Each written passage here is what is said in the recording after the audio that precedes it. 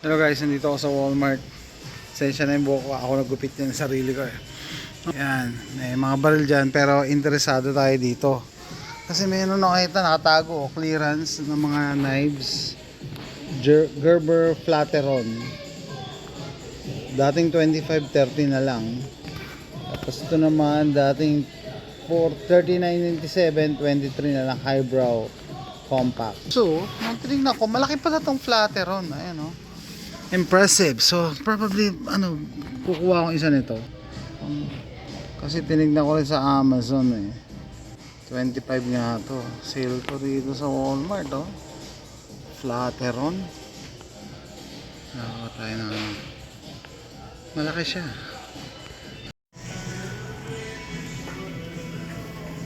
$40. Highbrow compact. Okay. You know where 300's at? Section 300? The what? Lock.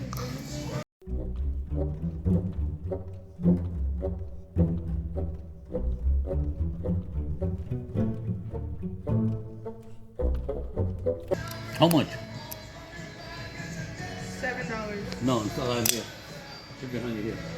Here, should be here. $23. Go from more, go from. So this is the Gerber Mini Para BCA. Gerber Mini Para. Cute. This is cute. That's the Gerber Highbrow.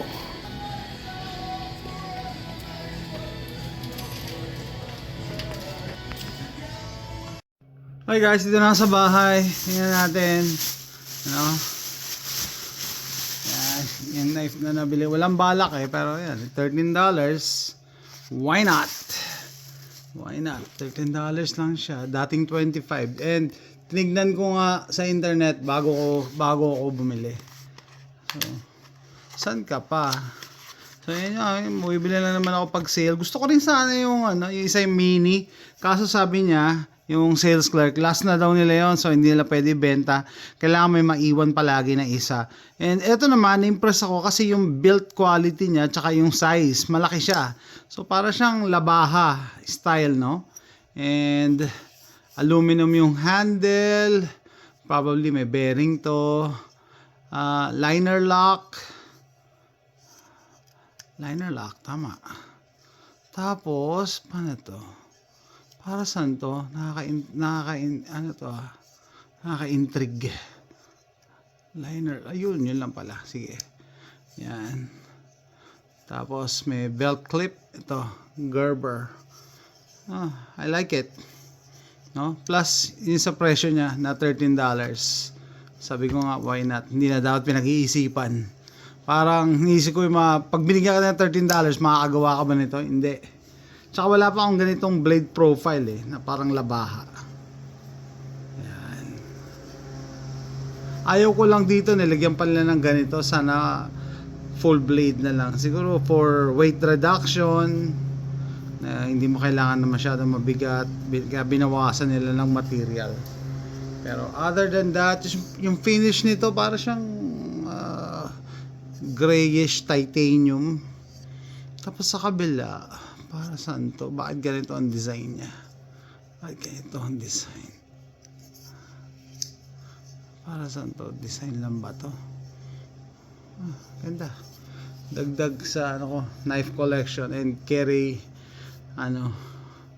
or EDC knife. Which is maganda, pangbukas lang naman ng pambukas ng mga boxes, pamputol ng tali or lubid. Pagka minalas-malas ka at nakalimutan mo yung camping knife mo, pwede rin ito pang hiwa, no? Tsaka kita nyo yung kapal ng blade, oh. Makapal. I think it's worth $25 nga, pero good thing 13. Ganda. Pwede ko to ibigay kay AJ kung gusto niya. Pinag-iisipan ko anong knife ang pwede ko ibigay kay AJ para maging responsible siya at matuto siyang mag-handle ng knife. Anyway, that's it guys. Kung nagustuhan nyo ang video na to, please click like and subscribe para mas makagawa pa ako mas maraming videos.